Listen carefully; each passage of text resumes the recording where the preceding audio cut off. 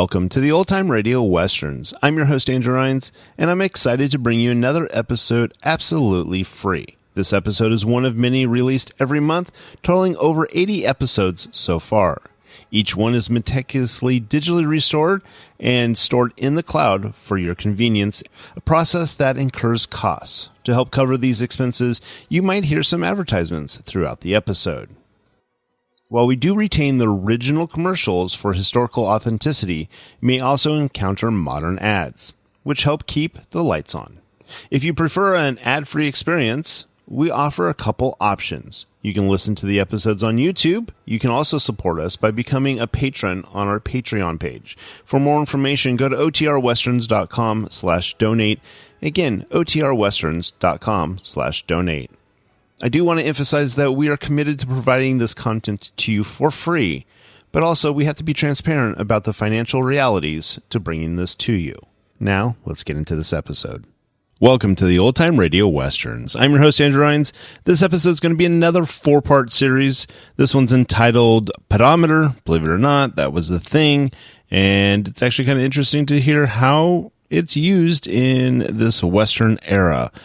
The original air dates come from February 18th, 20th, 23rd, and 25th from 1948.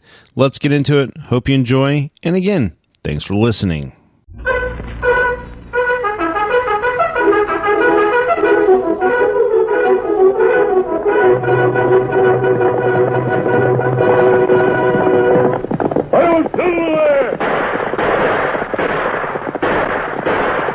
Fiery horse, the speed of light, a cloud of dust, and a hearty hi-yo Silver, the Lone Ranger.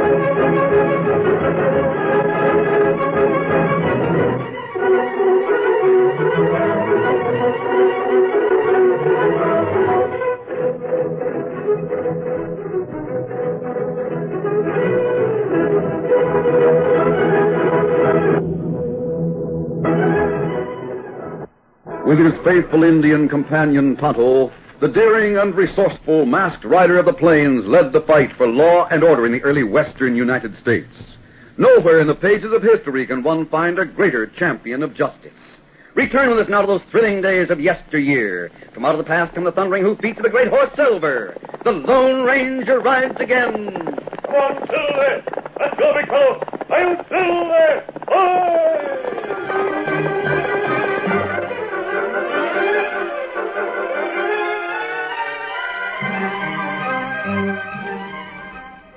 One of the Lone Ranger's most amazing adventures began when a bolt of lightning flashed across the sky and met the earth at the top of Thunder Mountain.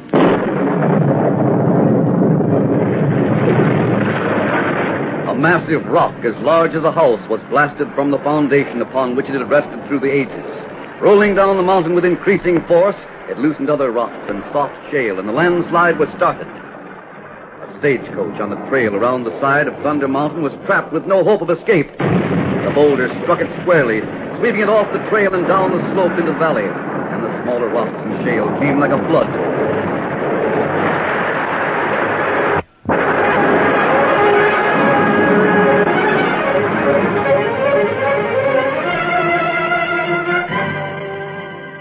No one knew what had happened to the Butterfield.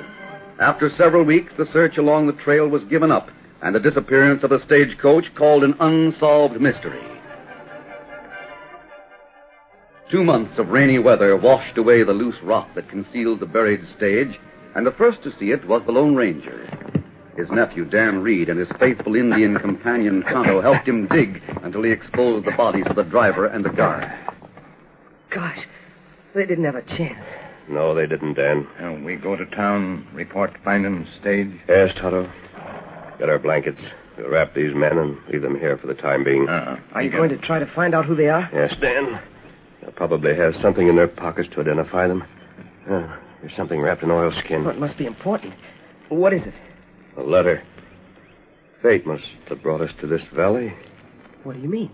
This letter is addressed to me. Here, blankets. Look, Tonto. The driver had a letter in his pocket. It's addressed to the padre at the mission. It says on the envelope, please give to the Lone Ranger. Do you know who sent it? Yes, the name's on the envelope. From a friend of ours. A woman we haven't seen for years. Who's that? Mustang Mag. Mustang Mag? Well, golly. Yes. Mag is one of the finest, strongest, and most honest women in the West. Let's see what she has to say. I wonder if Missouri is still working for Mustang Mag. I wonder. What'd she say? She says the happiness and future success of more than a score of children may depend on us. She wants us to go to her ranch as soon as possible. As soon as possible? Oh, golly. This letter was written 3 months ago. I wonder if we're too late. Miles away from the valley of the landslide, a gaunt gray horse clattered to a halt in front of a small white house. Oh! Oh, there! A wiry old man wearing a battered black hat and a faded blue denim shirt slid to the ground. His weather-beaten face, nearly concealed by a walrus-like mustache, was red, and his blue eyes fairly sparkled with excitement. Outside shafts flapped about his skinny legs as he ran shouting toward the door. Mag! Mag! Hey, Mustang Mag! Mag, I got it! Look out! Go on, get out of here. I'll teach you to bust in here when I got a stack of dishes in my hands. Yes! Mag, wait till I tell you. Well, say it. Speak up fast and be done with it.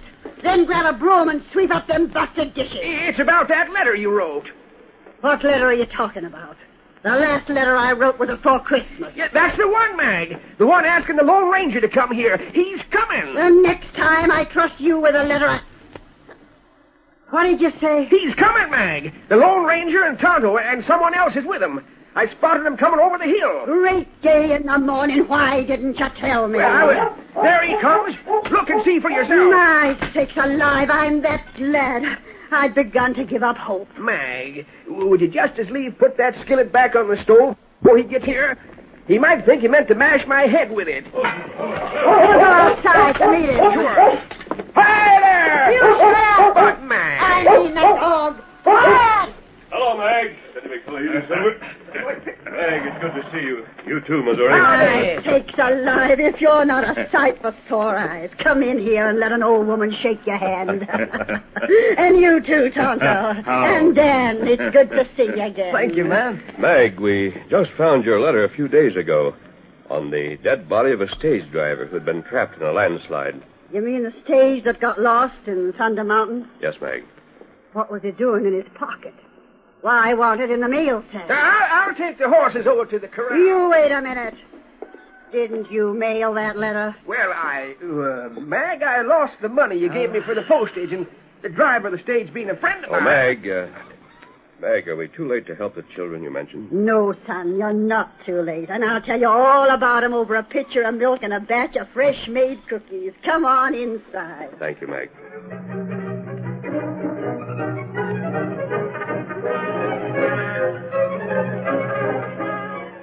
I'll put the cookies where you can reach 'em, Dan. Just wade in. Golly, they sure look good. Now, about them 20 youngsters. They're the ones that went to Liz Martin's school. Did you ever know Liz Martin? I think I've seen her, Mag. Isn't she a little old gray-haired lady weighing about 90 pounds? She was. Was? Liz always reminded me of a mouse.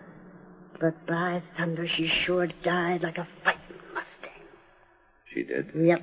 You see, the school caught fire from the stove. Liz got all the youngsters out, and while she was standing watching the fire, she counted noses and come out one short. Bobby Burton was still inside. By then, the building was a mass of flames, but that didn't stop Liz. She went hog wild, dashing in through the smoke and fire, and found the boy trapped in a corner. She whopped off her jacket, covered Bobby's head with it, and got him outside. A crowd had gathered around, and when Liz saw that the boy was safe, she keeled over in a faint and never come conscious. The excitement was more than her heart could stand. A country like this makes wonderful people. It does that. But it's up to the people that are here to make it the right kind of country for the youngsters that are growing up. Now, these kids need another school and another teacher, and Bobby Burton's pa hoped to provide both. How's that? He died soon after the fire. He left a will making me what you call a trustee, and leaving half interest in a gold mine, profits from said mine to go for educating the young'uns in these parts. But there's just one hitch. What's that? The mine has got to be found. Didn't Burton leave any instructions? Yep, and the partner. The instructions won't mean nothing till you find the partner. Let me tell you about the papers Burton left. Yes? In fact, I'll show you them. I got 'em right here. I suppose you might call it a map, but it's the doggonedest map you ever seen. Well, let me see it. This is labeled the Enchanted Hills. Yeah.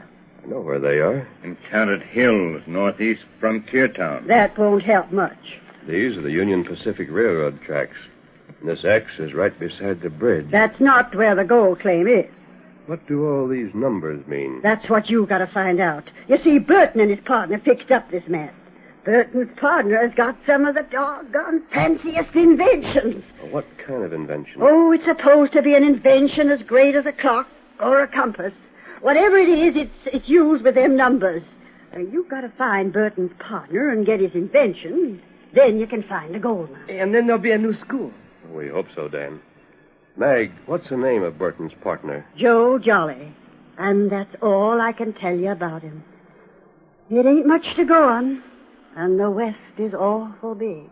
Well, we'll start our search, Mag, and do our best.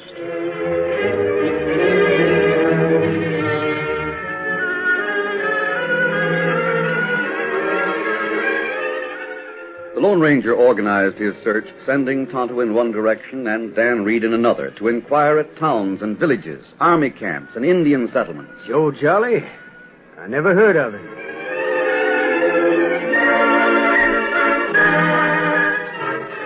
Nobody of that name ever booked passage on this stage line.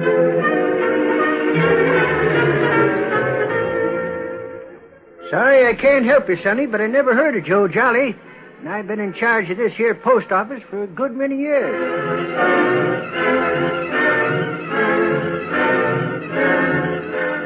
It was a discouraging search for all three as the weeks went by.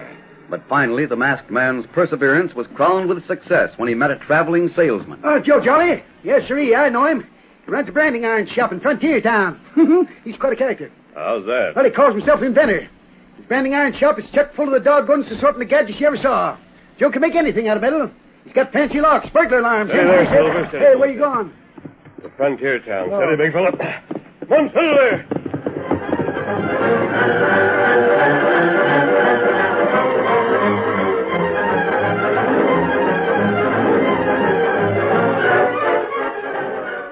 In Frontier Town, a man and woman stood in front of the branding iron shop. As soon as that customer comes out, Annie, you going in. Listen, Slade, I'm not afraid to go through with our plans, but I don't want to risk my neck for nothing. What do you mean, for nothing?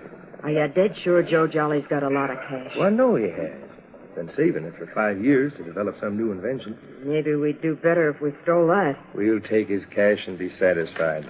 Thanks, Joe. Here comes the customer. All right, Dave, come again. Lina, go on in the front door and I'll go around the rear. You'll have to take care of anyone who comes into the store while I take care of Joe Jolly. Right. Top of the morning to you, Missy. Well, I reckon you're a stranger in Frontier Town. I want to talk about a branding iron. Yes, ma'am, that's my business. Step right in. Now then, miss, what can I do for you? Hey, Joe. Joe Jolly, come back here, will you? Sakes alive, there's someone in the back room. Excuse me a minute, miss. Don't recognize the voice. Wonder who it could be.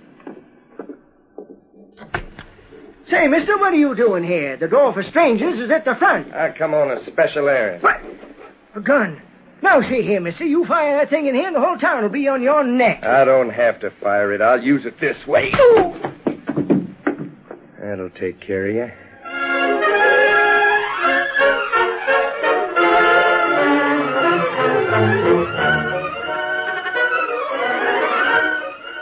The curtain falls on the first act of our Lone Ranger story.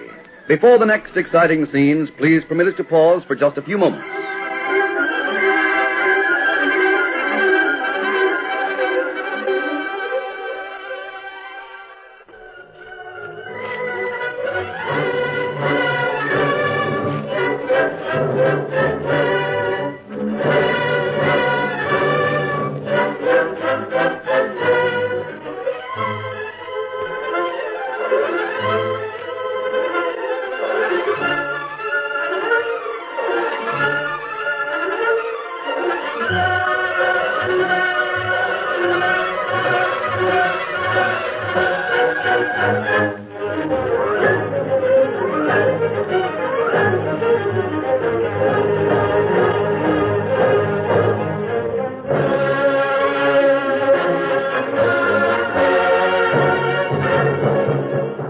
Now to continue our story. After learning that Joe Jolly lived in Frontier Town, the Lone Ranger met Dan Reed and Tonto and started for the community southwest of the Enchanted Hills. They made camp, and the Lone Ranger replaced his mask with a disguise. It was just before noon when he reined up the hitch rail in front of Jolly's branding iron shop. A woman known as Anna saw him and called to her accomplice in the back room. Hey, Slade, come out here a minute. Anna, I told you not to bother me. Still looking for Jolly's money. Stop looking for that for a minute and look out front. I think that man who just tied his horse is coming in. Yeah, you go in back and keep an eye on Jolly. Thought you took care of him. I parted his hair with my gun barrel, but he might recover consciousness. If he does, Slug him again. watch out. That tall man is coming in here. Go on, get him back.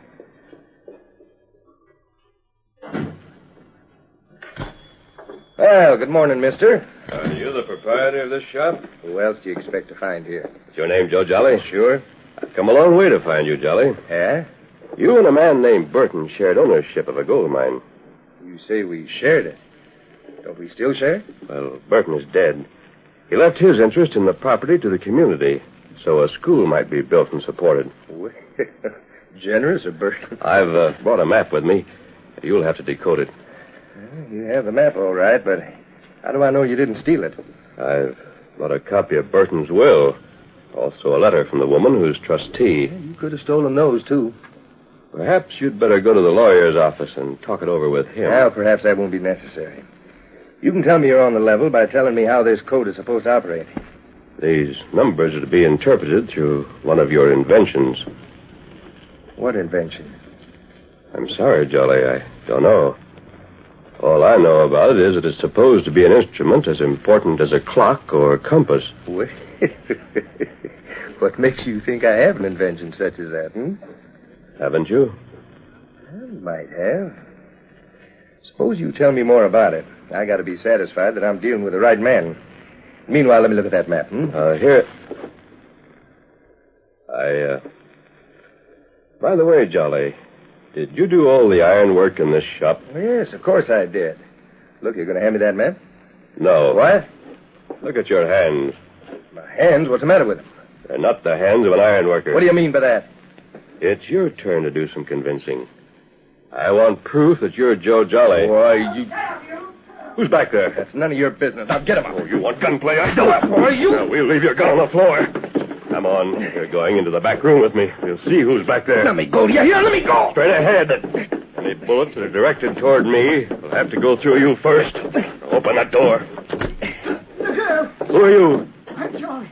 I was slugged. Oh, my head. What do you know about this? I'm not answering any questions. There were two of them. That man, also a girl. She went out the back door when she heard you coming.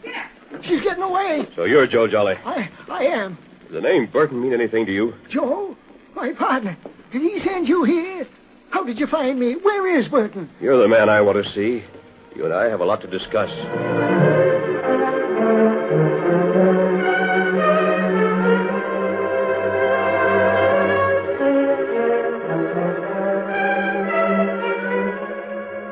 While the Lone Ranger tied Slade's hands and feet, Joe Jolly fully recovered from the knockout blow and listened to the masked man's story of Liz Martin's heroic death and Burton's will. So Burton is dead, huh? I'm sure sorry to hear that. Didn't you know where to find him? No, we discovered the gold mine a long time ago. We drew up an agreement and fixed a chart so that neither of us could find it without the other. Then I went east to try to raise cash, and Burton went up north to get the girl he'd left behind. And you didn't meet again? No, it was gone longer than I figured on. I come back to where we was to meet. Burton wasn't there. I hung around for a time and figured he'd been killed. He likely figured the same about me. But, come on out front. I'll show you how to read that map showing the location of the gold mine. Right. But, better shut the door to the back room. There. Now, mister, before I show you how to read that map, I've got to be sure of something. Well? I like your style. I feel inclined to trust you in spite of that mask. But I've got to be sure I'm making no mistake. Joe, I was only... Wait. A year or so ago, a masked man rode into Frontier Town on a horse as white as the one that's tied to the hitch rail. He did a lot to help Sheriff Two-Gun Taylor. Yes? They called him the Lone Ranger. I heard of him, but I never got to see him. Maybe I'm seeing him now. Would this silver bullet help? By Godfrey, that does it. Two-Gun Taylor's got one just like it. Now we're set to go ahead. Where's that map? Right here. Well, spread her out on the county. Doggone, I gave up hoping to see this. Look at her. It's a simple piece of drawing, but, tad rat it, she's the lead to a lot of gold. You can read the map? Yes, sir. That's where my invention comes in. I'm going to show you the invention. Good. And save enough cash to try and put her on the market, but here it is. Not much larger than a watch or compass. That's right. And it's something like both. You see, a watch measures time, a compass shows direction. My invention shows distance. Distance? That's right. Now, listen to her work. I hook it on my belt, so. Uh-huh. Now I move. Hear it clicking? Yes. It works without winding up. It's always ready to show how far a man has traveled. Oh, I see. It clicks once for every stride. But here on the face, these figures change the number of strides into miles. Oh. And all you got to do is watch this while you're walking. You can see the numbers change, showing how far you've traveled. I call her a pedometer. Pedometer? Yeah. Now as to the map of the gold mine. You see these numbers? Yes. Starting right here where we mark this X. You walk due east. That's what the letter E means. Uh-huh. Go east and watch the pedometer till she shows this here number. Then turn northeast, and walk again. Watching the pedometer. Right. All you got to know is the length of your stride. Joe, let's take that would-be thief to the sheriff and go after your gold mine. Right. There's no use waiting for someone to get the sheriff. We'll deliver that thief ourselves. I reckon he was after the cash I've been saving up. But with the gold mine, I can really do things with my invention. Joe, look. What? He's gone. Here are the ropes.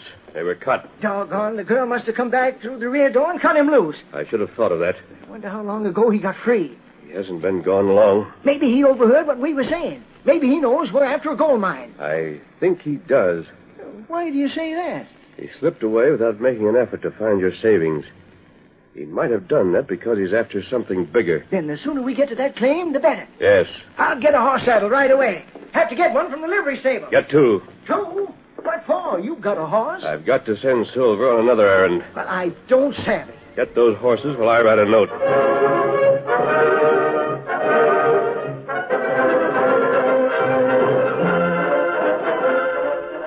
Joe Jolly obeyed. He hurried to the livery stable, waited while two strong horses were saddled, then returned to his shop. He saw the masked man at Silver's side. I'm fastening a note to the saddle. Yeah, so I see, but Silver, you're to go to Tonto. Understand, boy? Tonto.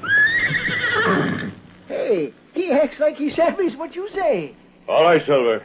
On your way, boy. Go on, Silver. Well, I'll be doggone. Is that horse heading for your Indian friend? Yes, and we're heading for your gold mine. Steady, easy, boy. Lead the way, Joe. Get up. Come on, boy.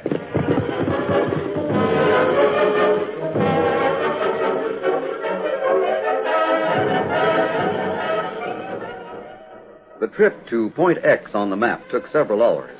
It was late afternoon when the Lone Ranger and Joe Jolly reached the tracks of the Union Pacific, located a stone marker near the bridge, and set out on foot with the pedometer. Joe watched the counter on the small instrument. The Lone Ranger watched a compass to keep the bearing straight. The land was rugged, hilly, and rocky. Now we stop. Another turn? No, we should be right on the spot. Me and Burton marked the place with a slab of flat rock. But a landslide or the rains or something washed a lot of dirt over this ground and hid the slab. I've looked for it a dozen times, but never found it. Your pedometer is accurate. We should be very close to the place. Well, I'll do a little scratching around here. I'll help you. Quick, my spade's hit something. Give me a hand. I think I got it. Right. Here's the rock. That's it. That's it. Give me a hand. We'll turn it over. All right, come on. There. This is it. You see that scratching on the bottom of the rock? Yes. Right here's where we found the gold. Cover, get him up, both of you. The thief. And the girl, too. Don't move, mister. I can shoot. Oh, you followed us. That's right, mister. We can make good use of a gold mine. You unreclaimed jumpers, you won't get away with this. Oh, yes, we will. This ground hasn't been staked. It's free to the man who stakes his claim. Yes, well, wait till I tell the law how you come to my shop. No, you and the masked man won't tell the law anything. Dead men don't talk. You plan to shoot us? What do you think? I think you're due for a surprise. Yeah? You see, I fastened a message to my saddle. My horse took that message to a friend, and he's followed you while you were following Joe and me. Oh. Well, where is this friend of yours? Be right here. Hey, what the hell are you doing? That's the stuff you knocked him sprawling. Hold your fire, Tonto. There you go. Go. Not on your life. Struggling won't help you. I guess you're right. I give up. You showed good judgment. Looks like your friend is going to sleep for quite a spell. You sure hit him, mister. Wasn't the time to pull punches. Good work, Tonto. Well, me see Silver gallop along the river. Me know something wrong. Me find message on saddle. So that's why you sent your horse away. Yes, Joe. Gosh, what a horse that critter is. Joe, you and Tonto had better take the prisoners to town. I'll go to camp and get Dan Reed. Right. Then we'll send word to Mustang Mag and tell her she can start planning the new school. Steady. Easy a minute, big fella. One, Silver! What chance is an ordinary crook against a man like that? No chance, lady. He's the Lone Ranger. Come on, Silver! Let's go, big fellow! I'm Silver!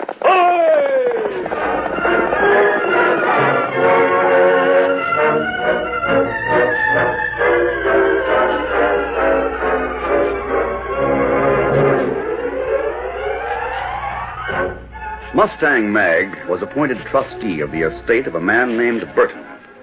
The estate included half interest in a gold mine to be used for building a school and hiring a teacher, but the location of the mine was in question. Before finding it, the Lone Ranger had to locate the partner of the deceased Burton, a man named Joe Jolly, who owned the other half. The Lone Ranger found Joe Jolly in Frontier Town and notified Mustang Mag accordingly. With her foreman, Old Missouri, Mustang Mag went to Frontier Town on a buckboard. There it is, Mag. There's Frontier Town as sure as you're born. Yes, you're right, Missouri. I'll sure be glad to get off this bouncing buckboard. But I'm black and blue all over. Sakes alive, I never had such a trip. Stop your grumbling. If the horses don't complain, I don't see why you should. But I'm no horse. Stop thinking about yourself and think about all them youngsters back home that are going to have a school and a teacher. Hey, Mag, look just ahead. There's a Powderhorn County jail. Rein up, will you? Whoa. Great day, Mag. I didn't think you'd do it without an argument. I reined up because I see someone we know. There's that boy, Dan Reed, the one the Lone Ranger had with him. Hi there, Daniel. Mustang Mag. Golly, I didn't expect to see you in Frontier Town. Howdy, Dan. Hello, Missouri. We got the message saying that the gold mine had been found and that everything was all set for some of the proceeds to fix up the school way down here.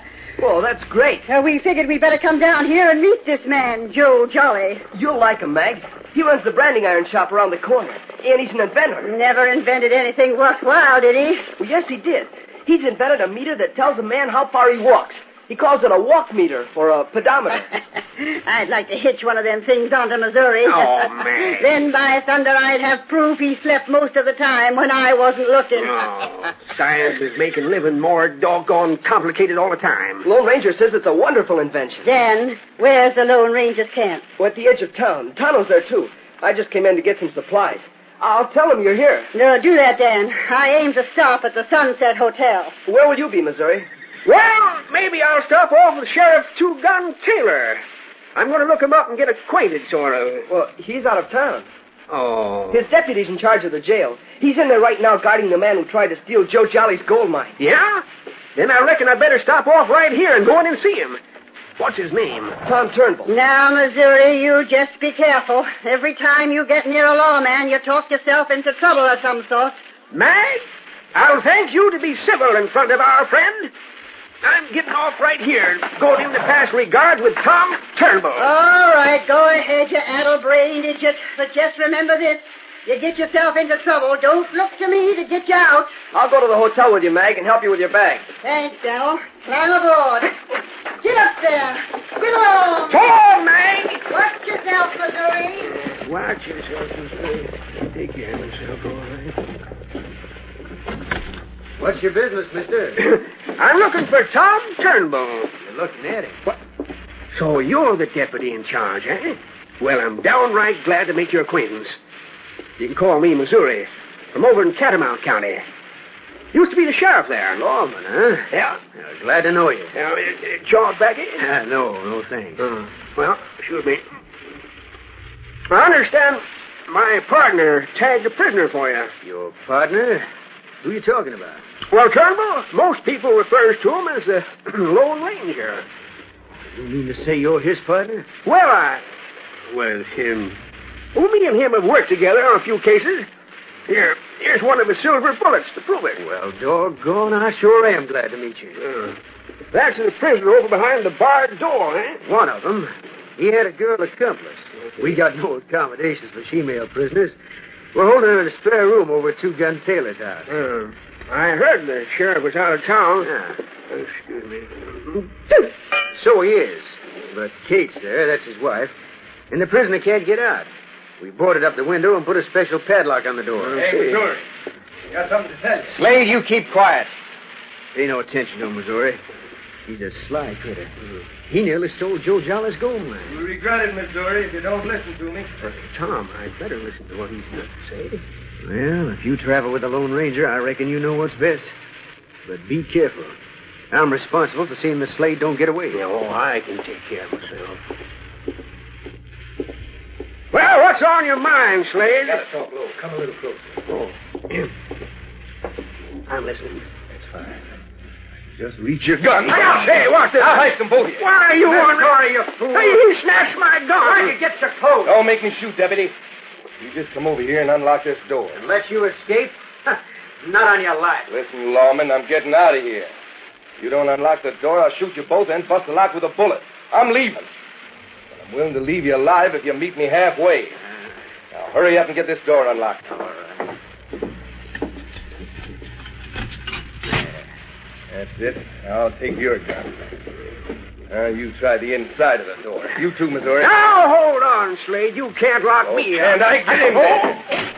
There. That'll hold you. Now square a few more accounts around Frontier Town.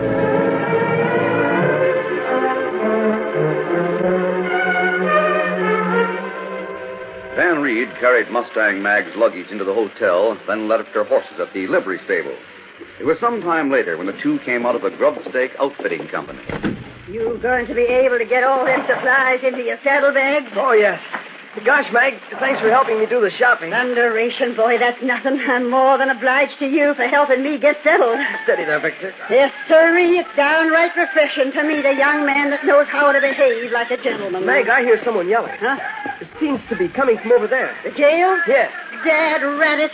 I wonder if Missouri's got himself into trouble again. Can you recognize his voice? No, but we'll go over and see. I do declare, Dan, I never in all my life seen a man like Missouri. He can get into trouble quicker than a loco steer in a China factory. That yelling is coming from the jail. Yep, and it is Missouri. I can recognize that yowl of his now. I'll go inside. Wait a second, lad. You better let me go first. I got a shooting iron. Oh, but Mag. Stand aside. Mag! Well, Here, let us out of here. The keys are over there where Slade dropped them. what are you doing behind the bar? Don't ask questions. Let us out. Slade's got away. He'll make no end of trouble. If this don't beat all. Who's that in there with you? Is that the prisoner? No. Prisoner nothing. I'm the deputy. I'm in charge of the law while 2 guns away from town. You two sure make a pretty pair. Don't stand there with your hands on your hips staring like we was a couple of monkeys in a cage. Open that door. Just a minute, mister. Don't talk to me like that. How'd it happen? He did it. He's to blame. He got close enough so Slade could grab his gun and force me to unlock the door. The old fool hadn't been here 3 minutes before. I know all about him, lawman. You needn't try to tell me. Missouri, get back in that corner. But, Mag. Get back there, I tell you. I'm letting the lawman out, but you're staying behind that bar door. It'll do you good to cool your heels. Oh, Mag. You know I get to town infrequent. Come on, deputy. Please let me come out. Maybe the woman's got good sense, Missouri. You stay there. For all I know, you might have been in cahoots with Slade. He wasn't in cahoots with no prisoners, deputy. Missouri's no crook. It's just that he and trouble go together like ham and eggs. I've got to move fast. Now we're in tarnation with that extra shooting iron. Where you going? I've got to get the sheriff's house. I'm going with you. No, now, Mag, Yes. wait a minute. Let me out so that I can go along. Sakes alive, you're going to need protection with a You killer. stay where you are. No killer could cause me half the worry you do. Come on, Dan. You'd better go with us and find out what's happening so you can report to the Lone Ranger.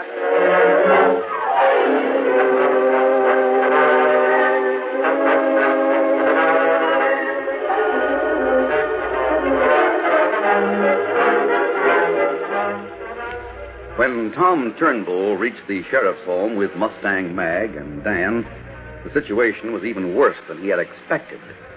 The shuttered room where Anna had been held captive was open and the girl was gone.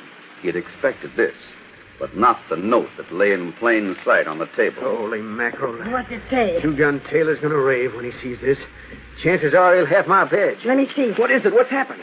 Kate Taylor's been captured. Being held as hostage. It says she'll be killed if any try is made to trail Slade or Anna. Advise you to sit tight till you hear from us again, which will be soon. That's what it says here. What'll we do? I can't sit still and do nothing. If there's any doing to be done, I know the man to do it. Here, Donald, take this note. Yes? Hitch your saddle and head for the Lone Ranger as fast as your horse will carry you. Show it to him and tell him what's happened. And you might add that poor old fool Missouri's to blame for the whole thing. All right, Meg, I'll get going right away. If anything happens to Kate Taylor, Missouri's likely to hang. When news of this gets out, Frontier Town will be boiling over with trouble. If it gets out, it'll be because you talk too much. Now, Deputy, you shut up, sit tight, and wait till we hear from the Lone Ranger.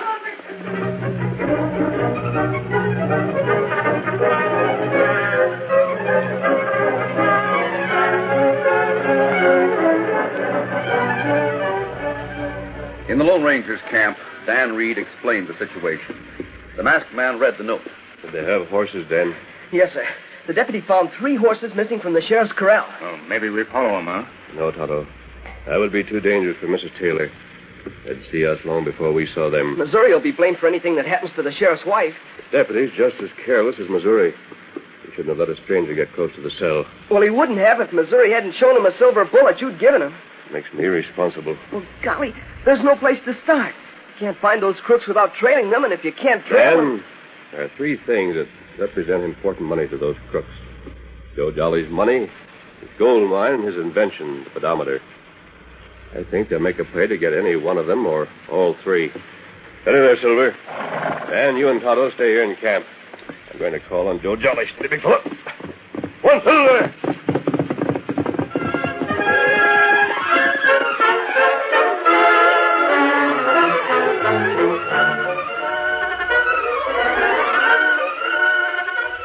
The curtain falls on the first act of our Lone Ranger story. Before the next exciting scenes, please permit us to pause for just a few moments.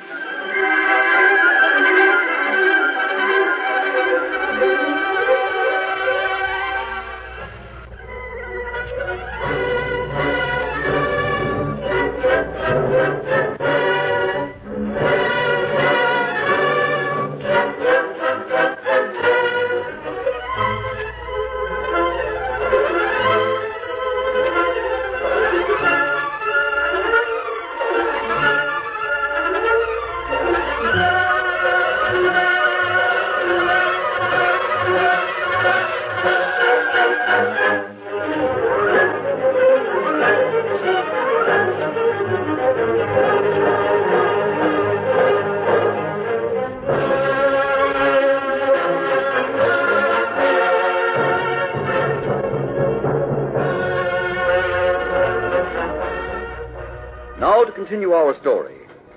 The Lone Ranger deduced that Slade and his companion in crime would not go far from Frontier Town without renewing their attempts to get Joe Jolly's gold mine, his savings, or his invention called the Pedometer. Acting on his conclusions, the masked man went to Jolly's branding iron shop. It was evening when he reached the place and found it closed. He went to Jolly's home, but it was locked, and there was no response to his repeated raps on the door. He removed his mask and effected a simple disguise, then moved through the town. He went to the Bright Lights Cafe and made inquiries at other places, but no one had seen Joe Jolly. The Lone Ranger had concluded that Joe was out of town. He was about to return to camp when he saw a light in Jolly's home. Resuming his mask, he hurried there.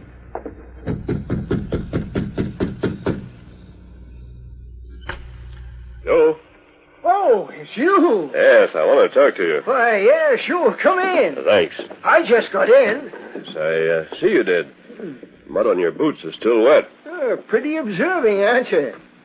Anything to tell me, Joe? No. Why? I thought you might have.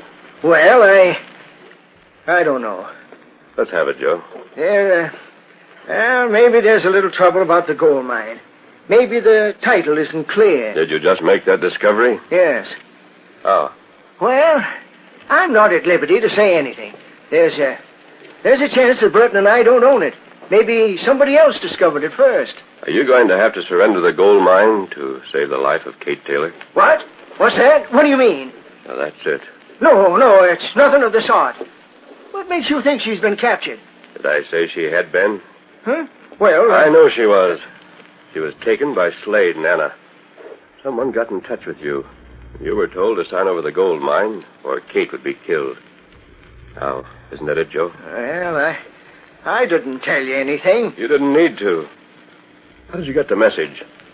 Slade didn't come back to town and give it to you, did he? No. He and the girl have some helpers. There's 4 of them in the gang now. Oh. Who are the other 2? You might as well tell me, Joe. Tell me everything. Well, they've got a shack. Where? I don't know, and it wouldn't matter if I did. You couldn't get within shouting distance of the place. They've got a dog there, chained right outside the door to sound a warning if anyone comes near. Where is the place? I don't know, I tell you. I was blindfolded when I went there. I see. A man came in the shop this afternoon. I was just finishing making a new pedometer. Yes? This one I'm wearing on my belt. Oh. He held a gun on me and made me walk out the back door of the shop. Then he blindfolded me and I walked some more. I don't even know in what direction. You walked? Yes. And when they took off the blindfold, I was in a shack. A one-room shack with a great big fireplace. Kate Taylor was tied to a chair, and a man sat holding a shotgun on her. He could kill her in a split second at the first sign of anyone coming. What happened then? When they showed me how it was hopeless to try to rescue Kate, they gave me their terms. They said I'd have to write a letter making over the gold mine to them. Then they put the blindfold back on me and took me back to town and left me. And I'm going to do what they said. I'm going to write that letter and hold it until it's called for. All right, Joe. Go ahead. Write the note. What are you going to do? I'm going to take that pedometer off your belt. But what? It's a remarkable invention, Joe. There's need of an instrument like this to register distance, just as a compass shows direction or a clock tells time. What else are you going to do? I'm going to get Missouri out of jail and take him to my camp. Here's some more wood for the campfire. That's plenty, Missouri. I've almost finished looking over this map. What map is it? One that Tonto made of the region north of Frontier Town. Doggone it, I'll do anything to undo the harm that come of me being so careless, letting Slade get out of jail. I wish you'd tell me what you're planning. We're going to try to rescue Sheriff Taylor's wife. Horse and saddle ready, mister. All right, Tonto. Victor's saddle, too. Thanks, Dan. We're going to let Missouri borrow your horse. But can You'll have to stay here and take care of the camp. You know how to find the sheriff's wife? This pedometer may do it. Oh, that's the gadget Joe Jolly invented. Yes, this is a new one. He just finished this when he was captured and blindfolded. He walked from his shop to the crook's hideout and back again. So we know how far he traveled. But you don't know the direction. When he came home, Dan, he had red clay on his boots. There's not much red clay near Frontier Town. There's a section between the town and Sagebrush Hollow. I don't know of any other place where one might find red clay. Then that's the direction he went. Yes, and that's the direction we're going to travel. I'll carry this pedometer with me. We'll go to Jolly's shop. There I'll set the pedometer at 0 and start walking toward the red clay basin. Tonto and Missouri will follow. But you say dog guard place. That's why we're taking Missouri.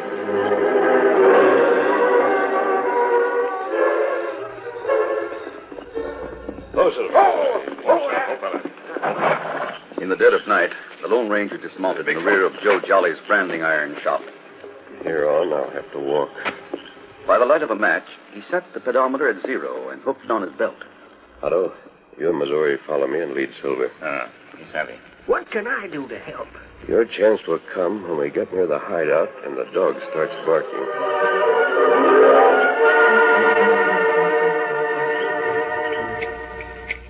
The Lone Ranger walked in a straight line toward the soft clay basin to the accompaniment of a soft metallic clicking as each stride was faithfully recorded on the pedometer. At intervals, he paused and struck a match and shielded it carefully while he examined the dial to see how far he had traveled. Presently, the ground was soft, and there were places where his boots sank ankle deep in red clay. Then there was a woods that became more dense as he progressed. After a couple of 100 yards, he paused and struck another match. While he examined the pedometer again, Tonto and Missouri came to his side, leading Silver. Hey, now what do we do? From here on, Missouri, you go alone. Huh? Oh, me. If Joe Jolly's story is right, you'll soon hear a dog barking. I'll pay no attention to it. Keep right on going. And here's what you're to do.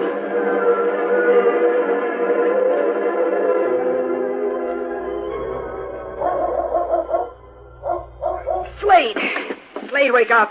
I'm awake. The dog. Someone's coming, boss. Slade, who's that? Quiet. Let me listen. I know who that is. Who? That old fool called Missouri. Now to think, if it wasn't for him, I'd still be in jail. What's he doing here? I'll blame soon find out. You boys keep your guns ready. Sure, boss. Turn up that lamp, Anna, and build up the fire. Hey there, you. Don't, mister. Sure sorry you had to get woke up. Come over here. It was that dog. He don't seem coming to me. Luke, tell your mutt to quiet down. Quiet. Down, boy. Quiet now. Come on in, Missouri. He won't get you. He's chained. Sakes alive. You know my name. I'll keep that dog quiet. Quiet, you hear? Quiet down now. He sure don't like me. I don't... Slade, it's you. That's right. Hey, what's going on here? Who's the lady tied to the chair? None of your business. Now, what are you doing around here? I don't want to be around here. I wouldn't be if it weren't for you escaping from the jail. Things busted wide open after you made off with the sheriff's wife. Oh, my sakes alive, that's who you are. You're Kate Taylor. Finally come to you. Everyone's blaming me because she was captured. Chances are they'd lynch me if they got me. It's too bad, Missouri. But you stumbled onto something you shouldn't have. I can't let you get away from here. What are you going to do? I don't know. For the time being, we'll have to tie you. Oh, was there ever a man had more woes than I got? Can't seem to keep out of trouble nohow. Get ropes on him. Right. Tell that dog to shut up. He sure don't like me. Shut up. Shut up or I'll beat you. That'll hold him. Hey, that fireplace is smoking. I thought this room was getting awful smoky. What's the matter with the chimney? It doesn't seem to be drawing. Oh, it's been all right before. Maybe the wind has changed. Well, do something about it. Oh, mercy. I can hardly breathe. How long since that chimney's been cleaned out? How do I know? I never bothered with cleaning the chimney. Fine thing. Don't stand there arguing about a dirty chimney. Do something about the smoke. It worse all the time. We've got to get out of here. My eyes, I can hardly see. Man should die in smoke like this. What about the sheriff's wife? You two take her. I'll take charge of the old man. Now, wait. I can take care of myself, Mr. Slade. Come on, we'll go outside and leave the door open till the smoke clears out. Now, go on, Missouri. You're first. All right, I'm going. Don't poke that gun through me. You got the sheriff's wife? Yeah, I'm watching her, too. Now, step along, Missouri. Don't try to run or I'll drill you. Oh, sakes alive. Oh, the fresh air's good. I don't know why that chimney should start to smoke all of a sudden. I can tell you. You're all covered. The masked man. I'll show you. Anyone else want to try for a gun? Look over there. An Indian. You're covered from both sides. Don't shoot me. I'll give up. Keep them covered, Tonto. He wants them. Missouri, you take their guns. I'll cut the ropes off Kate's hands. Are you all right, Kate? I'm all right. I'm downright grateful that you got here. Just a minute. There you are. I don't know how you got here without the dog sounding an alarm. The dog barked all right when Missouri came. He sure did. The dog's owner had quite a time making it keep still. While the men were quieting the dog, Hollow lifted a bag full of wet leaves and placed it over the chimney. And filled the room with smoke. Pretty smart, weren't you? We planned to go in and get you when your eyes were full of it. But you came out before that was necessary. You won't take me without a fight. Look out! There. At least I got one crack at you. Yes, Slade, you did. Well, go on, shoot me, see if I care. No, Slade.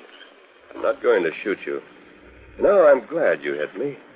We'll finish this without guns. Boy, you... Come on, Slade. Put your fist up. My friends won't interfere. All right, here's another one. Oh, you missed.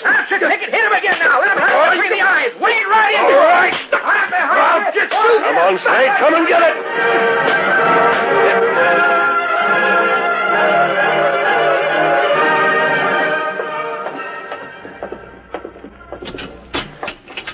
There's your cell, Slade. This time you'll stay there with your pals for company. There'll be no more attempts to steal Joe Jolly's gold mine. Get in there. But now be careful where you touch me. I'm black and blue all over. I hear that you made a mistake and picked a fight with a masked man. But the beating you got won't detract nothing from your jail sentence. You're in jail for keeps. Yes, and I'll settle for that. After what I've been through, jail suits me all right.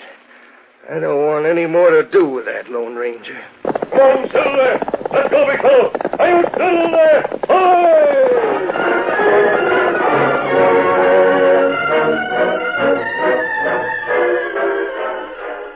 A well-dressed man left the Union Pacific train at the station in Frontier Town. He walked quickly to the office of the Southwest Bugle and went inside. How do you do, sir? How do you do? I'm looking for the publisher of this newspaper. I understand his name is Marlowe Phillips. That's his name, but he's not in right now. Oh, that's unfortunate. I've come quite a distance to see him.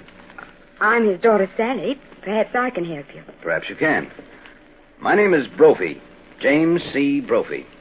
Yes, Mr. Brophy? The last edition of your paper has an article about Joe Jolly. Oh, yes. He runs the Brandon Iron Shop down the street. He has a number of other enterprises. Well, he's just opened a gold mine in the Enchanted Hills. This article tells about an invention, a device that measures the distance a man walks, a walk meter or a pedometer. That's right. In the article, you state that it's nearly as important as the watch or compass. Well, Mr. Brophy, it was Joe Jolly's pedometer that led to the capture of the Slade gang. Perhaps Mr. Jolly could give you more details. Young lady, I've learned that a newspaper man is likely to be quite reliable as a source of information. Well, I wanted to ask your father point blank whether or not the Jolly pedometer is all that it's claimed to be. Oh, yes, indeed it is, sir. I can vouch for that. It's a wonderful invention. If you wear it on the belt or carry it in your pocket, it will show just how far you walk. Your word is good enough for me. Thank you, Miss Sally. Thank you very much. If you want to learn any more... No, I'm satisfied. By the way, could you direct me to the Ranchers National Bank? Oh, it's right over there, across the street. Judge Knott is the owner. Thank you, young lady. Thank you. I shall call on Judge Knott.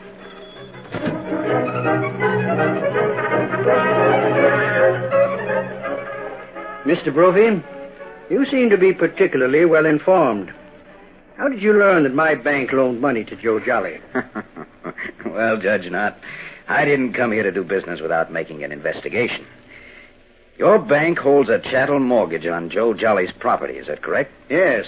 He borrowed the money to build and stock his shop. The mortgage soon comes due, doesn't it? Yes. Why?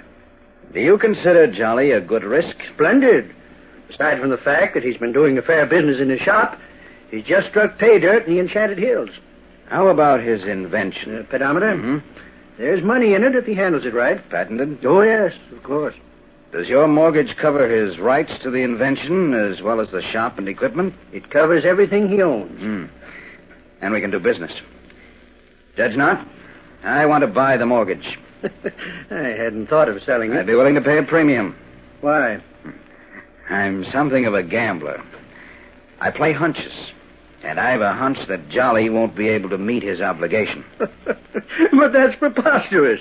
He's been doing a fine business. I happen to know he hasn't started operating his gold mine. No, He doesn't believe in banks.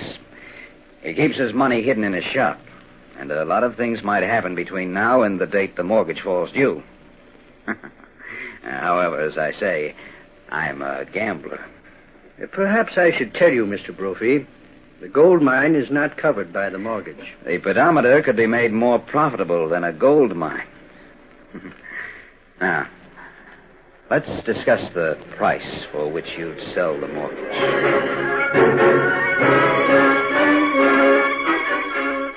Half an hour later, James C. Brophy left the bank with the mortgage tucked in his pocket. That night, 4 men rode into town shortly after dark. They went directly to the Bright Lights Cafe and joined Brophy at a secluded table in the corner. So you got the mortgage, eh, Brophy? Boys, if Jolly can't pay off his debt, I shall be the owner of a marvelous invention. Now, here's what you're to do.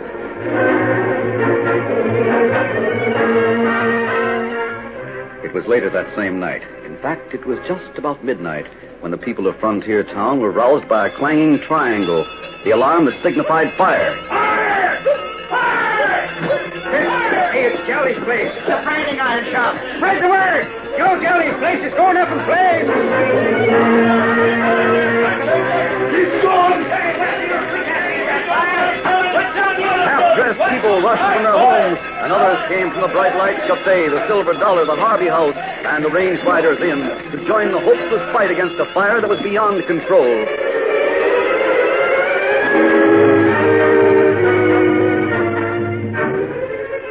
Judge Knott was watching from a window of his home when his wife came to his side. Look at that, Henrietta. Look at that fire.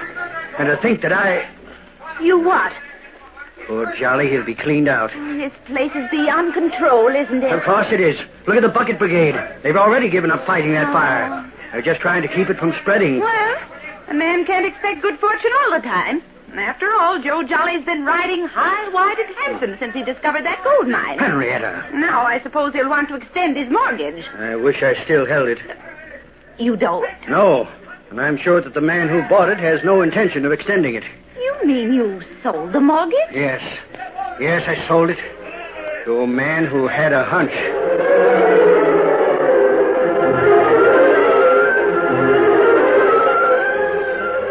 The leaping flames cast a red glow in the sky over Frontier Town.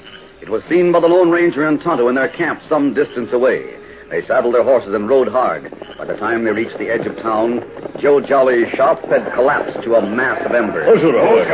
They dismounted in the darkness, apart from the people who lingered at the scene. We'll stay in the dark, Tonto. I don't want people to see me with this mask. Joe Jolly over there. Yes, talking to someone. Been seen plenty mad. I haven't seen that man he's talking to around town before. I wonder who he is. You not know him. If we go a little closer, perhaps we can hear what's going on. Now listen to me, Johnny. There'd be absolutely no point in telling you I'd bought the mortgage unless it were true. I won't believe it until I see it. And even then, I won't believe you got the mortgage unless Judge Knott himself says he sold it to you. He'll tell you. When did he sell it? This afternoon. This afternoon. And tonight my place burns down, and with it all my savings. Your savings? You mean to say you kept your money in that shop? What if I did? That's my business. You'll be unable to pay the mortgage? That's about the size of it. Looks like you made a bad buy, Mr. Brophy. Yes, so it would seem. However, that's the way things go. Of course, I may be able to salvage something from the ruins. You mean you're going to foreclose? I have no choice, Mr. Jolly. I understand you hold a few patents. I might be able to realize something on them. The only thing worthwhile I ever invented was a gadget that shows how far a man walks. Hey, wait a minute. That's the pedometer. I'm not going to let that go. Let's postpone any further discussion until morning. You're tired now, Jolly, and perhaps you're not thinking clearly. But the pedometer Your patent is one of the few assets you have. Surely you're not going to begrudge me that. But we'll discuss it all in due time. Good evening to you, Jolly. I reckon I'm really cleaned out. But I won't take it without doing something about it. I'm going to have a showdown. No way. Let him go, Tonto. But you say you want to talk to him. Plenty of time for that. What we've just heard changes a lot of things.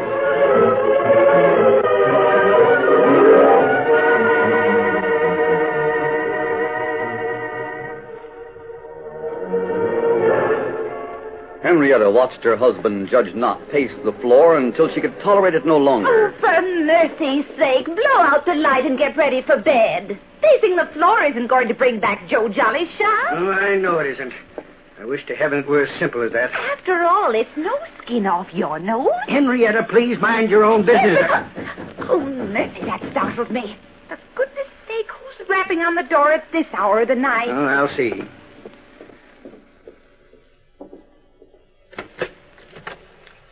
Oh, Joe Jolly. Yes, it's me, Judge. Maybe I'd better say banker Knott. It's too late for company. I reckon it is pretty late, Mrs. Knott, but I knew you were up. I could see your lights burning. I guess everyone in town is up late tonight, thanks to the fire at my place. What do you know about that fire, Judge? I? You held a mortgage on my place. Is it true you sold it to a critter named Brophy? Yes, Joe, it's true. Sold me out. I couldn't believe it. Now, listen to me, Joe. And I always thought that you were one of Frontier Town's finest citizens. And so he is.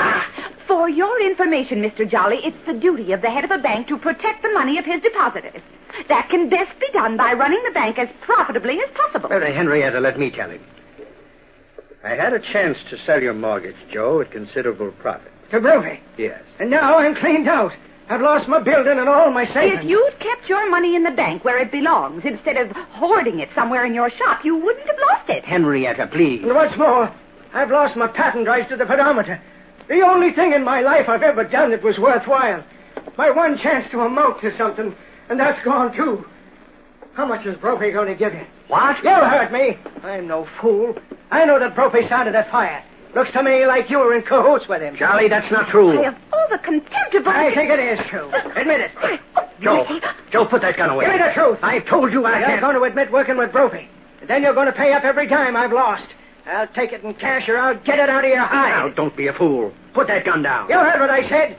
Speak up. Confess. I can't. I fixed him. Henrietta! Oh. Henrietta, what have you done? I've shot him. He was so intent on you, he paid no attention to me. Here, Joe. Let me help you. You fool. Why did you do it? Put that gun away. Are you speaking to me? I am. Oh, fine gratitude for saving your life. Charlie didn't mean to shoot me. Well, I did. Don't stand there, Joey. Go get Doc Drummond. He's masked. Come in, Tonto. Take a look at Joe and see how badly he's hurt. You get out of here. Get out, I tell you, or I'll shoot you too. You've done about enough shooting, Mrs. Knott. I'll take that gun. No, you don't. There. Where did you come from? We just got here. How is he, Tonto? Well, him not die. Me patch him up so him be all right. Oh, the poor devil. I can hardly blame him for coming here as he did. If conditions were reversed, I might have done the same thing. Judge Knott, the point is this. Under the present conditions, what are you going to do?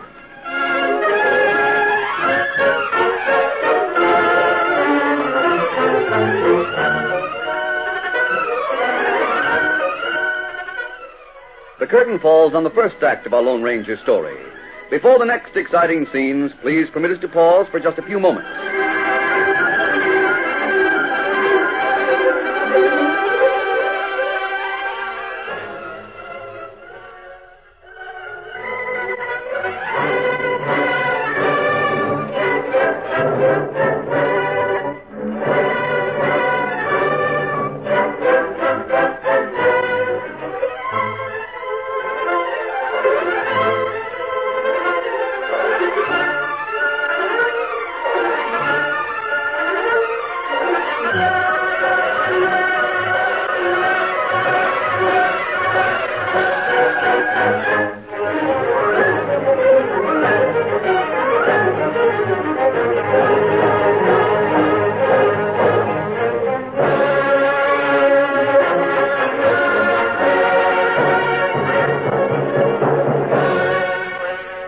Now to continue our story. Joe Jolly lay unconscious on a couch in Judge Knott's home. His wound had been skillfully treated and bandaged by Tonto, and had been pronounced not critical. The judge was more concerned about the matter than his wife. I know I can speak freely to you. Despite the fact that you conceal your face with a mask, you've already proved yourself one of Joe Jolly's best friends. Is it true, Judge Knott, that you sold the mortgage? Yes, a man named Brophy, James C. Brophy, bought it. What about Joe's charge that Brophy set fire to his place? Well, it wouldn't surprise me. He seemed to think that Joe's invention, the pedometer, has great possibilities. Can't you loan Jolly more cash so he can pay off the debt? Not lose his patent rights to the pedometer? I'd be glad to do it if I had money of my own, but I can't risk the bank's money. I'd have to have a security for the loan. I see. What about Joe's gold mine in the hills? Oh, it hasn't been worked enough. It couldn't be considered good security. If Joe had several wagon loads of ore, it would be different. It would? Yes, if the ore were at the railroad station ready for shipment, I could advance as much cash as Joe needs. How much ore would be required? 5 or 6 wagon loads. But that's out of the question. Joe hasn't manpower to dig that much ore. He hasn't the wagons or horses to move it. Furthermore, there's very little time. When does the mortgage fall due? At noon on Saturday. Come on, Tonto. We've got to work fast. Where we go? We'll start with Milo Phillips. He's working tonight to publish a special edition of the newspaper. Why are you going to see him? We need his help. I'm going to ask him to call for volunteers with picks and shovels, wagons, and horses.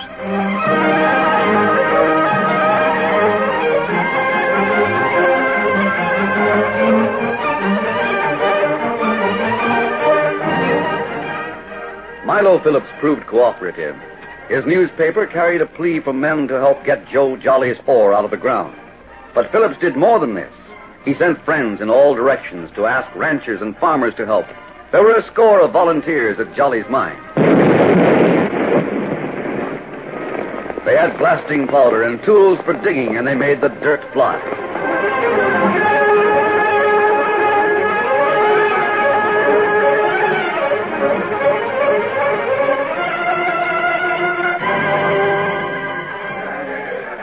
James Brophy met his 4 friends in the cafe for a council of war. What are you going to do about it, Brophy?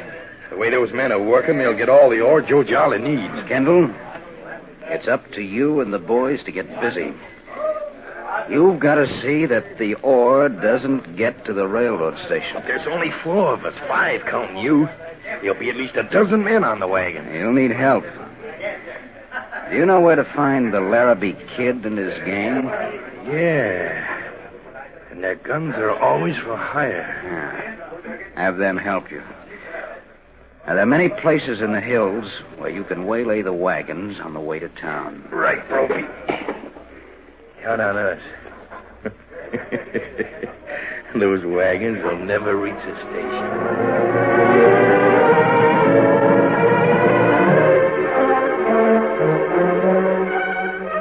At sundown on Friday, Joe Jolly was seated near a window in Judge Knott's home when he saw the Lone Ranger rein up outside. Well, Judge! Hey, Judge, come in here. You got company. Stay alive, Joe. What's all this fight? Well, look out there. Joe, what are you shouting about? Well, look who's coming. Well, he's mad. It's the man who helped me. The man who called on me. I'll let him in. Good evening. Hello, Judge Knott. Good evening, Mrs. Knott. Oh, it is good to see you. Joe, how's the wound? The doc says I can go out tomorrow. How is the digging progressing? The men will have Joe's ore. They have to work all night to get it. Gosh, I wish there was a way to help. I feel hog-tied. Oh, look, here comes Milo Phillips. Oh, Well, I see the door open. I walk right in. Good evening, all. Good evening. Oh, I'm glad to see the masked man is here. Yes? You're the one to know what I've been seeing. What's that, Milo? The Larrabee Kid and his gang are camped in the hills.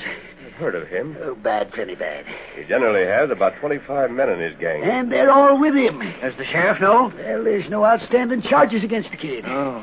What worries me is he's going around with a critter named Kendall, and the fact that Kendall is friendly with James C. Brophy. Oh. I'm wondering if maybe the wagons might have trouble on the downhill run from the gold mine to the station. I wonder.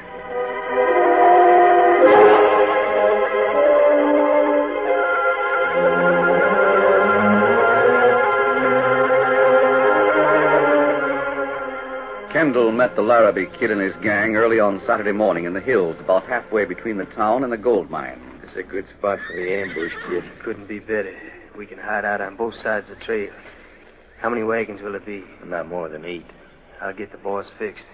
You boys, spread out. Find places to hide on both sides of the trail. And open fire when I signal with the first shot. I guess we're all set, Kendall.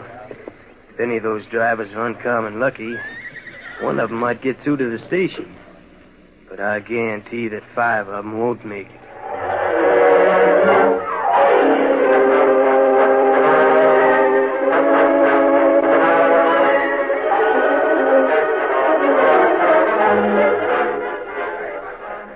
High in the hills, a far different scene was taking place. Joe Jolly himself was there, and Judge Knott, who had furnished the buckboard transportation, was with him. So was Milo Phillips.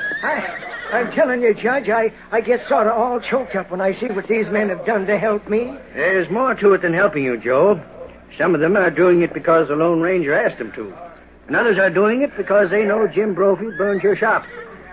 They can't get him for that, but they're bound to determine he's not going to take your pedometer patent away. All right, men. Get to your seats. They're ready to start. I wonder where the Lone Ranger is and Tonto. Well, I don't know, Joe. I thought for sure they'd be here. Well, Phillips, I guess this is the big test. You better get into my buckboard and go ahead. We'll make sure the trail is clear. Yes, see that there's no sign of any ambush, such as Milo here suspected.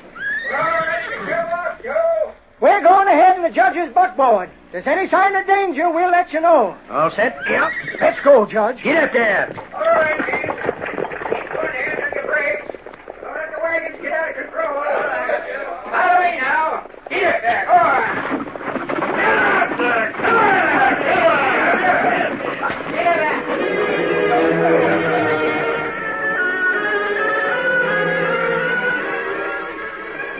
Strung out in a single line, the heavily loaded wagons moved downhill along the snake-like trail.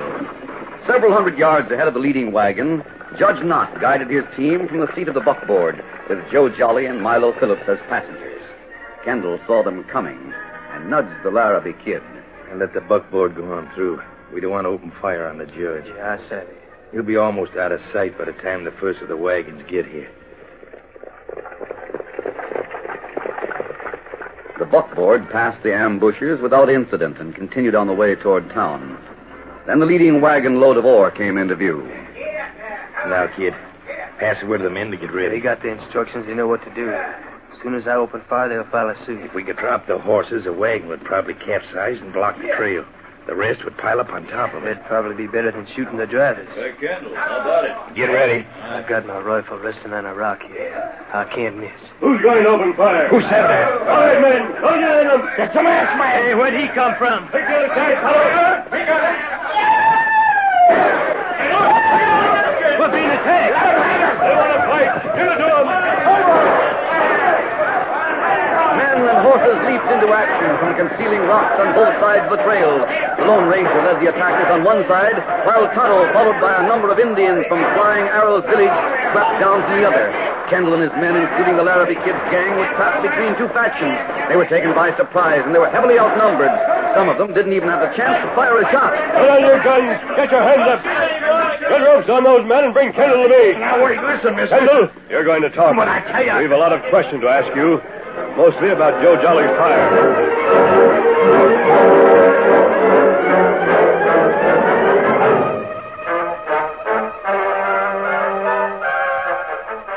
It was nearly noon when Brophy came out of the cafe. He found Milo Phillips on the porch. Oh, you going somewhere, Brophy? Yes.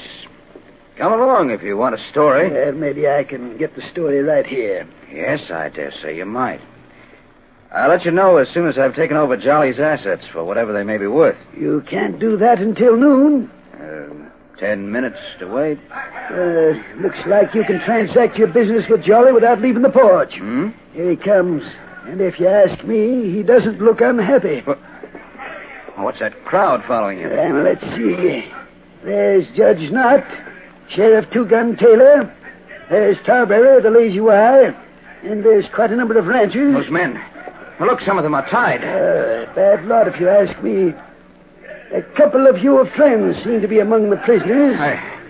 I think I'd better go inside. Hold on there, Brophy. Wait a minute. I want to see you. You better stick around, Brophy. You've got some business to attend to. Seems to me I owe you some money, Brophy. I have it right with me. So if you'll just trot out that mortgage, I'll pay up. Joe, there's no hurry. Oh, yes, there is. You'll have to finish up any business you have, Brophy, because the sheriff's taking you into custody. But, Sheriff? You're going on trial for arson along with Kendall and the rest of your friends. Also for attempted murder. Attempted murder? That's right, you ornery scheming polecat. As an accessory before the fact, you're just as much to blame as the critters that were waiting in ambush to kill off the wagon drivers that were bringing in my ore. No, wait. Now, listen, let me explain. There's nothing to explain, Brophy. We have confessions signed and witnessed. But I Don't tell you... use it, Brophy. We got licked complete. The Lone Ranger rounded up a lot of ranchers, and his pal brought Flying Arrows Indians to catch us. Lone Ranger? That's right, Brophy. You see, there are a lot of men who wanted to help Joe Jolly. Men who had neither horses nor wagons. They couldn't help with the digging or moving of the ore. But when they were asked to lend their fighting ability... what luck. You'd better collect the cash from Joe. You'll need it to make good the loss of his shop and the loss of his savings due to the fire you caused. But I tell you going to pay, Brophy. Pay in cash. Then you'll pay in jail, while Joe uses the cash to develop a gold mine and a pedometer. I just hope the time will come when I can repay everyone for what they've done to help me, and especially the Lone Ranger. Are you still there? Let's go, big fellow. Are you still there?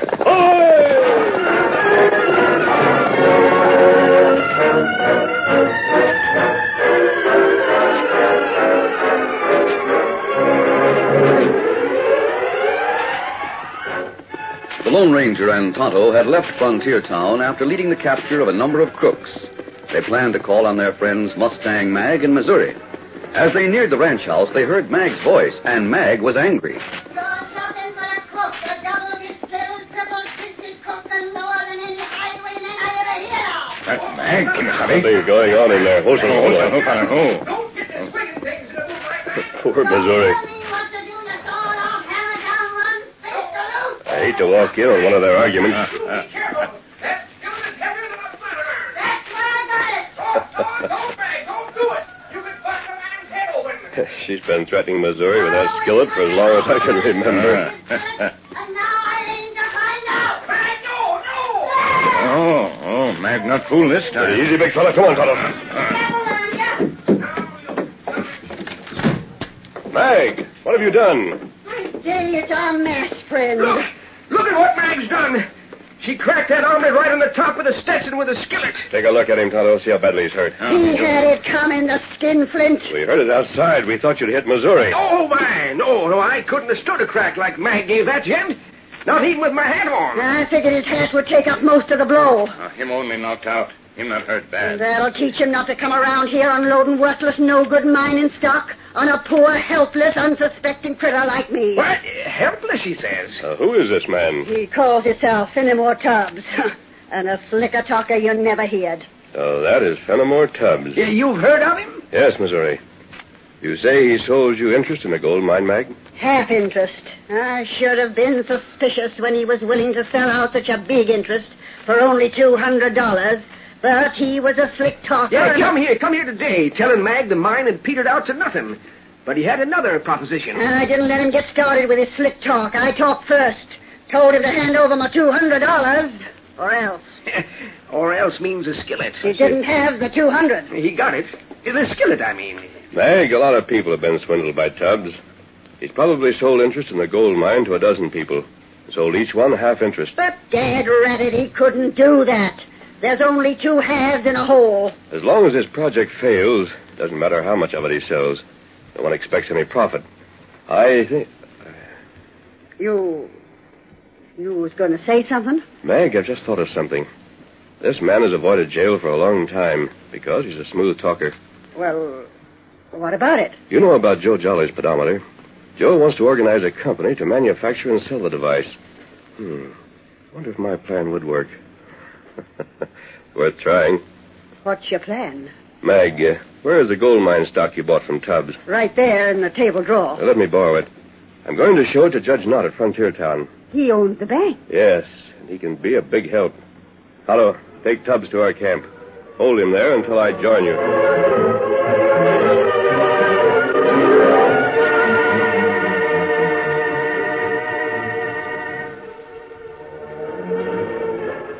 The Lone Ranger helped lift Fenimore Tubbs to the back of Tonto's horse, then went into Frontier Town to call on a few of his friends while the Indian took the unconscious confidence man into camp. In the meantime, a swarthy individual with the features of a half-breed and a man whose face wore an unmistakable prison pallor approached the community from another direction.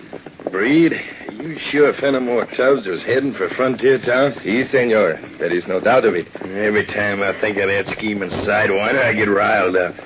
With his slick talking, he can steal hundreds of dollars, but me, And get caught trying to steal $10 and spend 6 months in jail for it. Patience, amigo. Soon we will have many times $10. And we will if Tubbs don't get lynched and if he manages to skin the same people twice. We wait and watch, amigo, while the fat one does all the work. Then when Tubbs is ready to leave, we step in and take the money from him.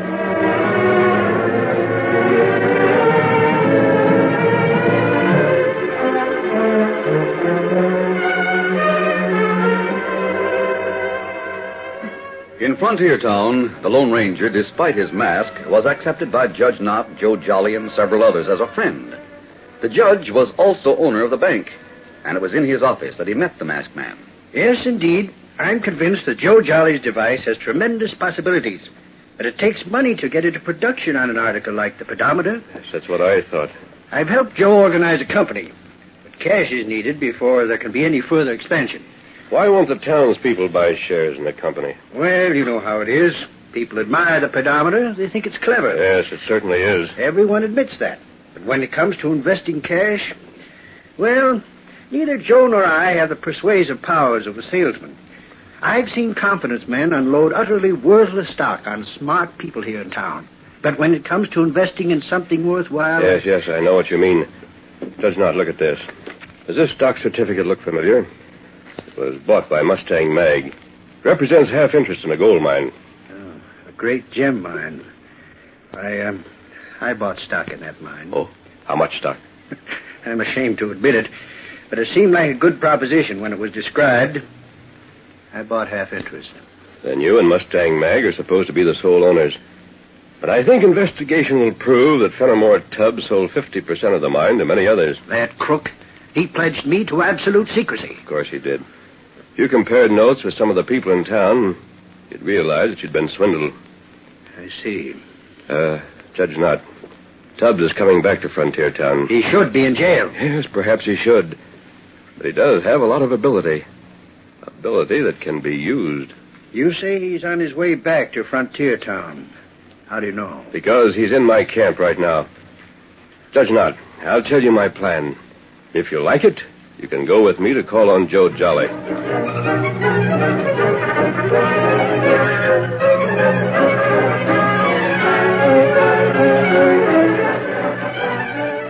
Injun, sitting here beside this creek, I've been trying to figure things out. So my friend know you Fenimore Tubbs.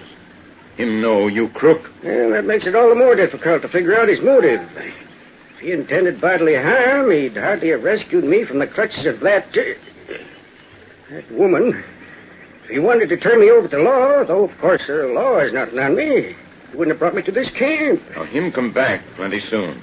You ask him question. Who is your friend? You not know him. Why do you say that? I know many people. My acquaintances extend from here to the Pecos. You look over there. Friend come now. Yeah, he's on that white horse. He's masked. That's right. I've fallen in the hands of outlaws. Who is that masked man? How, Kemosabe? Aye. Steady, big fellow. Well, how's the prisoner, Tonto? Him all right. My dear sir, I've been trying to explain to your Indian companion that despite my clothing, I have no money. Save it, Tubbs. I can pay nothing for my freedom. You have something that's worth a lot more than money. I? Yes. You have the ability to sell. All you need is something to peddle. You can get all the money you want. I know you. You swindled Mustang Mag with worthless mining stock. You sold Judge Knott's stock in the same mine. Also Milo Phillips, Joe Jolly, a number of others in Frontier Town. But I... You knew when you sold them stock in the great gem mine that it was worthless. You know? You sold every one of them 50% interest in that mine and pledged everyone to secrecy. If the mine had been worth anything, a dozen people would have tried to collect half interest in it. Well, I made a few mistakes. Yes, and your biggest mistake was in returning to the vicinity of Frontier Town. My dear sir, if you would but let me explain. I made a mistake. I should have made out those certificates for 5% instead of 50%. And I didn't know at the time that the great gem would prove a poor investment. I acted in good faith, believe me, sir. I don't believe a word you say. I came back to this community to make restitution. I came back to replace stock in the great gem with stock in the Golconda.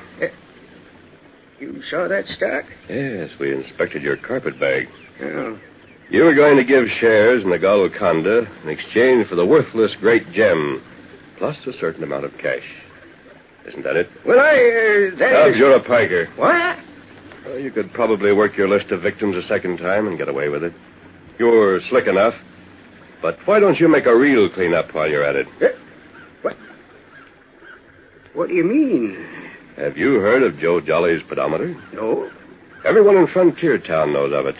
And there's nothing fraudulent about it. You say pedometer? Yes. It's an instrument a little larger than a watch. It's worn on the belt or tied to a leg. It operates automatically to measure the distance a man walks. You don't say. Yes, here's one. Look at it. Each stride is counted. Now, these figures show about how far you've walked. Wouldn't it be easier to sell stock in this than in a gold mine no one has seen? What? Why, sir, this is a gold mine. Well, Joe Jolly is not much of a businessman. He's given me a letter authorizing the sale of stock in the company that is to manufacture this pedometer. Now, you, Tubbs, are a salesman. Do you want to go to work? Selling stock in the pedometer company? Yes, if you can do it honestly. What's in it for me? Here are stock certificates ready to be filled in as you sell them. Jolly wants to sell 49% interest in the pedometer. When that's been done, we'll talk about your commission. I see. Very well. Sir, I'd like to see your face. I think I find you a man after my own heart. Shall we say, an opportunist. How did you get permission to sell this kind of stuff? We'll not exchange confidences just yet. Very well. Come here to my camp each evening and report your progress. And remember this, Tubbs. Don't try any crooked deals.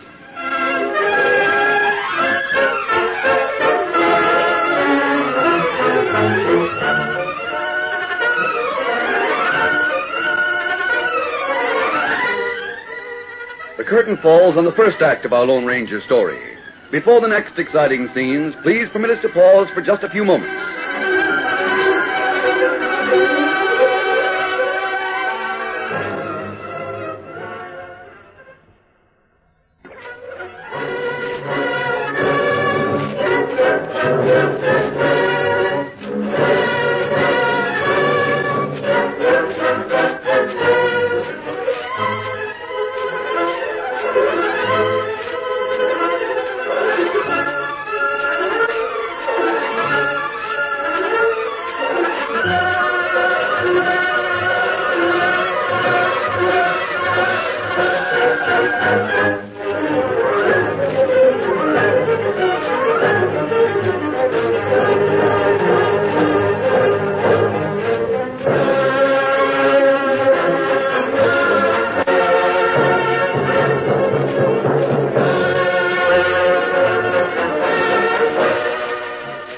Now to continue our story. Fenimore Tubbs moved into Frontier Town with a certain amount of uneasiness. He didn't know how he'd be received by those to whom he had previously sold interest in a worthless gold mine. He was reassured when he talked to Sally Phillips and her father Milo, publisher of the Southwest Bugle. Yes, indeed, Tubbs. It's certainly fine to see you again. We were speaking about you the other day, wondering when we'd hear more about the gold mine. You mean the great gem? Yes. I hope you didn't spread the word of your investment, Mr. Phillips. Well, now, Tubbs, you know you can trust a newspaper man. Good, good. I'm glad to hear it. Has the mine begun to pay off? Miss Phillips, I'm sorry to tell you that I was deeply disappointed in the great gem. What? I lost a lot of money in that piece of worthless property. You lost money? Well, if the gem isn't any good, what about my investment? That's why I'm here, Phillips. I want no one to suffer loss because of having trusted me. I wish to preserve the name of Fenimore Tubbs as one that implies honesty and fair dealing. I've been heartsick over the loss. But now I come to you with good news. Good news? Ah, yes, indeed. I'm going to let you in on the ground floor. I have here a letter authorizing me to represent the Joe Jolly pedometer, the marvel of the age. Well, it's clever, all right, but when it comes to investing money... Phillips, to see the possibilities of the pedometer, you must be a man of vision. Let me tell you what the future holds. At the present time, we think little of distance. We measure distance in hours of travel. But with the pedometer, we can measure miles. Yes. How would you like to have a portion of every dollar that's been spent for a watch or a compass? Think, man. Think of the possibilities.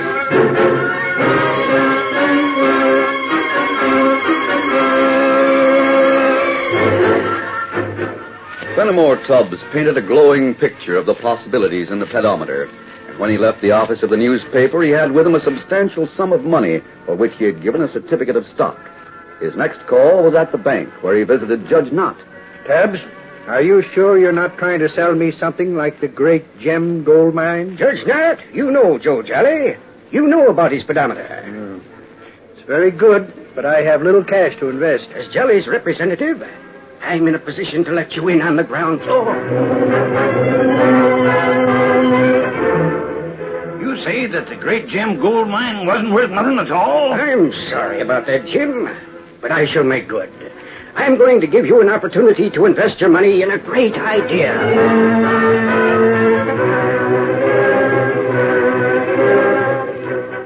Tubbs visited the people who had bought stock in his fraudulent gold mine and sold each one stock in the newly organized company that was to manufacture the pedometer, pledging each one to secrecy.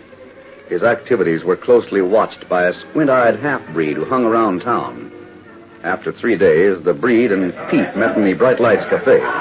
Breed, I just totaled up the people you say Tubbs is called. Senor, when it is possible, I watch through windows to see what goes on while Tubbs is talking. Yeah, see. Tubbs has done very well for us. It's about time we collected that cash. Senor Tubbs goes each evening to a camp in the hills. I know. I follow him. There he meets 2 others. 2 others? See, one is an Indian, the other wears a mask. Yeah, that makes it just right. Tubbs is in cahoots with a couple of crooks. We take the cash, and Tubbs and his pals get the credit for stealing it. All we gotta do is make sure we kill those 3 and hide the bodies where they'll never be found. That is it, amigo. We go tonight, eh? Get the money, then we shoot to kill. We go right now. Come on, Breed. Lead the way to that camp. Can you find it in the dark? See, Milo Phillips was also in the Bright Lights Cafe. He sat at a table with Jim Lawson. Then I figured on building a second story on the house and putting a couple of rooms up there. How's that sound to you, Milo? Jim, you're talking big. Maybe so. I knew you had a little cash saved up, but nothing to warrant the expansion you're talking of. Did somebody die and leave you a fortune? No, but I got a pretty good investment. Investment? Seems to me I remember you saying a man that invested money in anything but a bank was loco. Milo, I'm going to tell you something confidential. Yes? I own half interest in Joe Jolly's pedometer. What? Don't take on so, Milo. Promise to keep it a secret. You bought stock from a man named Tubbs? Yeah. How'd you know? By golly, if that don't beat all. 50% you say? Yep. Jim, there's something wrong. If you own 50% and I own 50%, what's left for Jolly? You? Come on. We're going to talk to the banker. Judge Knott? He's right over here. I was pledged to keep my mouth shut, too. Say, Jim, did you buy stock in a mine called the Great Gem? Yeah. That scheming crook. Well, hello there, Milo. Howdy, Jim. Judge, listen to me. There's times when a man should keep a secret and times when he should talk. This is one of the latter. What do you mean, Milo? Jim Lawson owns half of Jolly's pedometer. Half? Tubbs came to me with a letter from Jolly authorizing him to make a deal for stock. He sold me half interest, too. I bought 10% of it. Well, that's 110%. That can't be. I'm going to find out about this. If Jolly's been putting a slick one over on us, we're going to run him out of town. I'll go with you, Milo. But don't act too hasty. I wonder how many others in town have bought a share in that pedometer. I'm going to find out.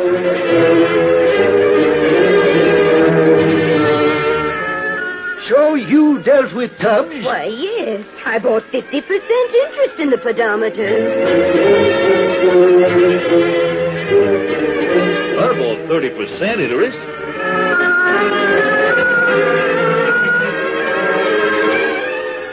Why, that crook. He told me I'd own 40%. You come with us. We're calling on Joe Jolly.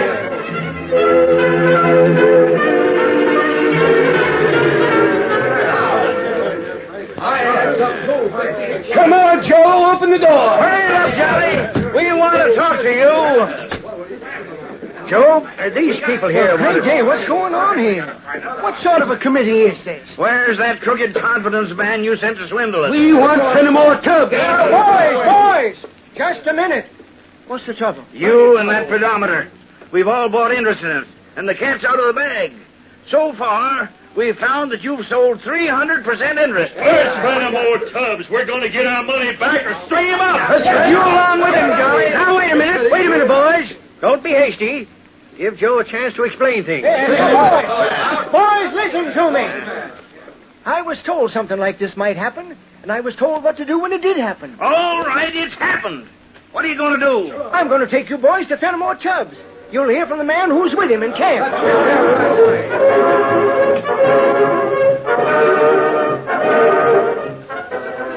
The Lone Ranger and Tonto sat with Tubbs by the campfire. Well, I've just completed my work in town.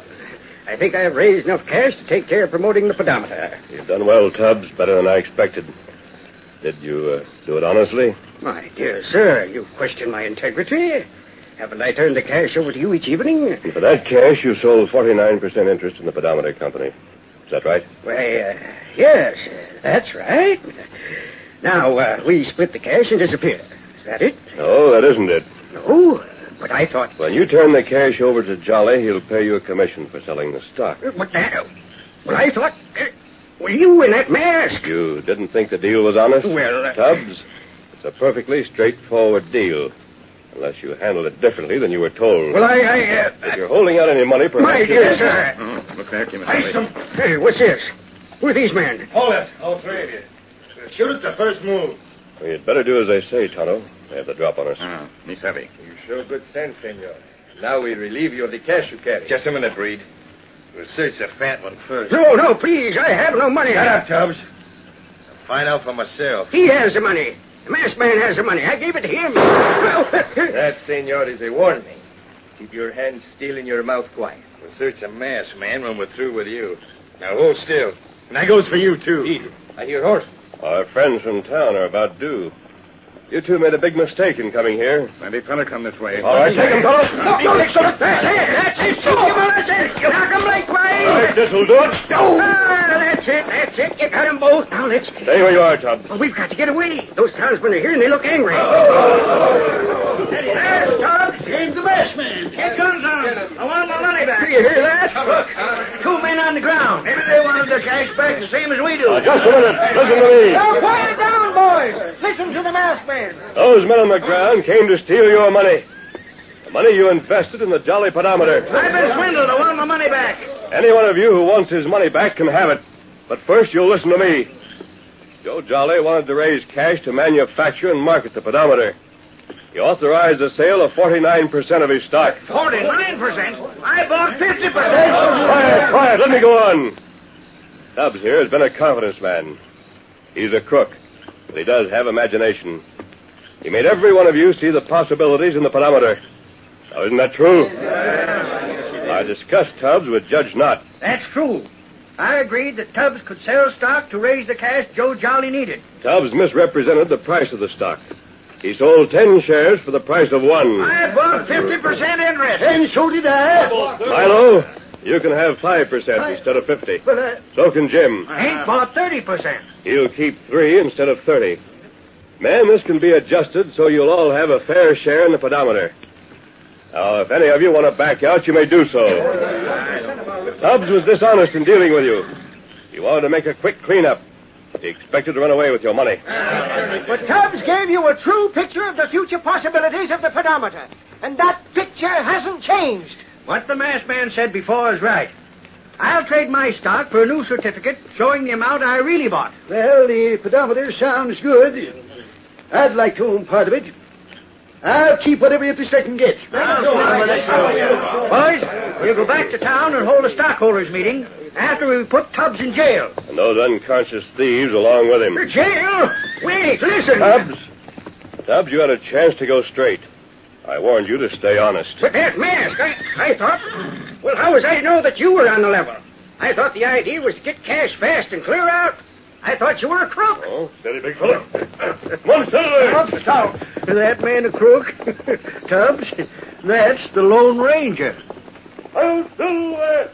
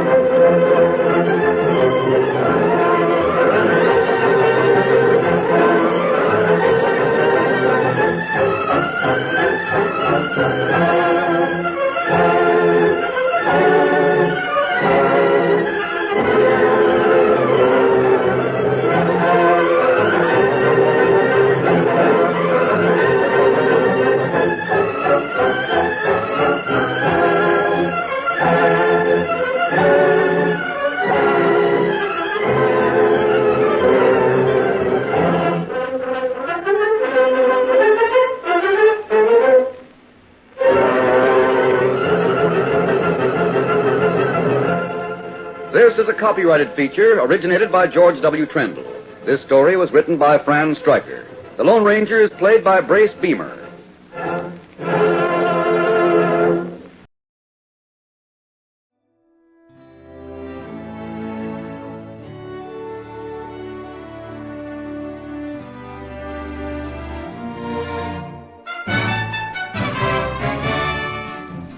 This has been a presentation of OTRWesterns.com, and we hope you enjoyed. Please take some time to like and rate our shows in your favorite podcast application. Follow us on Facebook by going to OTRWesterns.com/Facebook. Subscribe to our YouTube channel by going to OTRWesterns.com/YouTube. And send us an email, podcast@OTRWesterns.com. You can call and leave us a voicemail, 707-986-8739.